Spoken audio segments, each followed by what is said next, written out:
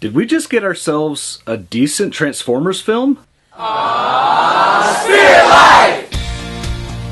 Not only would I say that this is a decent Transformers film, it's a good film. And the best Transformers movie that we've had so far.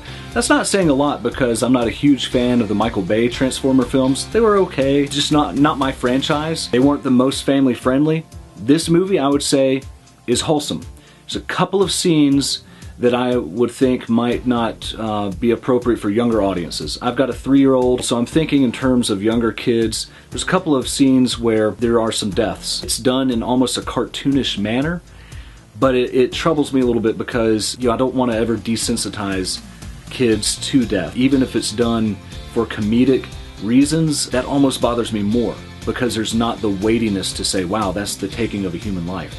Other than those two scenes, the rest of the movie is great, very wholesome, maybe just a strong word here or there, but nothing I can really even remember. There's nothing to worry about sexually or nothing inappropriate in regards to spirituality. There's nothing to go back and debrief with the kids and say, yeah, listen, this is not biblical or this is not true. It's kind of just a fun romp.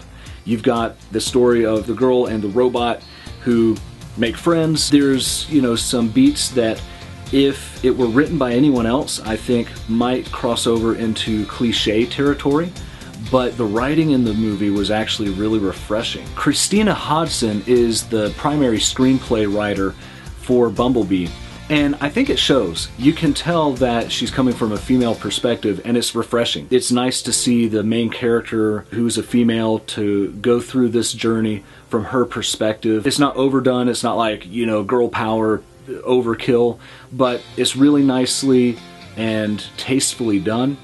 There's a chance for a possible blooming romance to take place, but they don't go into the cliche territory. They keep it fresh, and there's something new and different about their take on the romance. In that aspect, there would be nothing that I would think is inappropriate for younger kids. I think that they keep that element wholesome. My favorite part of the movie was probably the music. You can't go wrong with 80s music, in my opinion. I grew up with it, so there's that element of nostalgia that, hey, I'm a sucker for.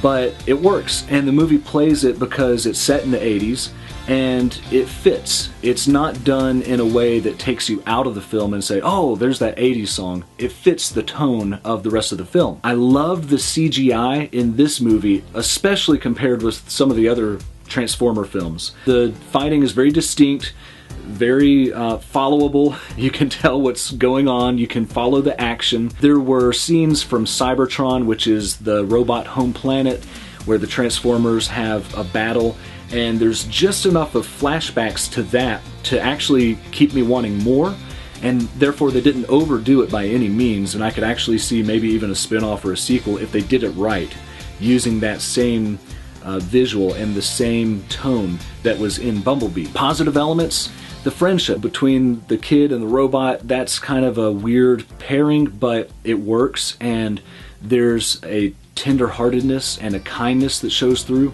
In the family, I don't want to give away spoilers, but there is a missing family member who you can feel that effect on some of the kids, and they handle that tastefully.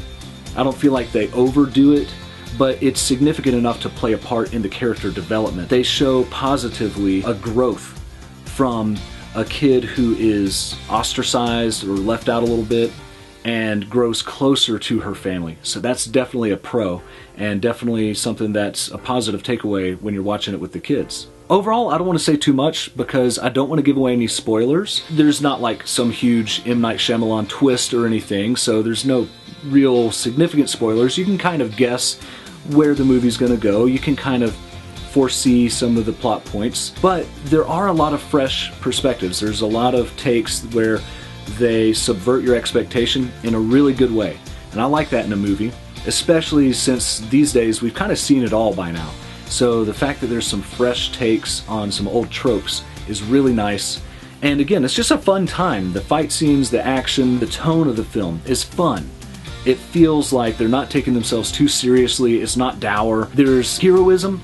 People make sacrifices and fight for what's right. I do wish John Cena's character had a little bit more to do, But again, I kind of understand the choice they made there to emphasize the kids and their journey and Bumblebee's journey versus, you know, a side character. But all in all, it's a great time, good movie. The 2 death scenes bug me a little bit. I can't give 2 thumbs up for younger audiences. You know, I'm thinking of my own kids. I wouldn't want them to see that. If you watch the film on your own, maybe you've got it in Redbox, or you know, you want to fast forward through a couple of those places where you can kind of see that it's about to start. You can kind of tell it's coming. I would say otherwise the film is great for the family. Thanks for tuning in. It's Bruce on Spirit Life, and don't forget to subscribe.